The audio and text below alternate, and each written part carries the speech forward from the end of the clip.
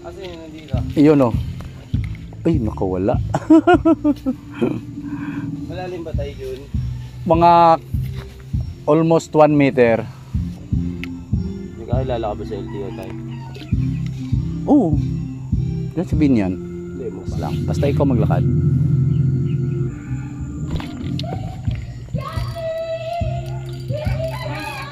Uy, sinabit. Uli ka. King Arroyo to ah.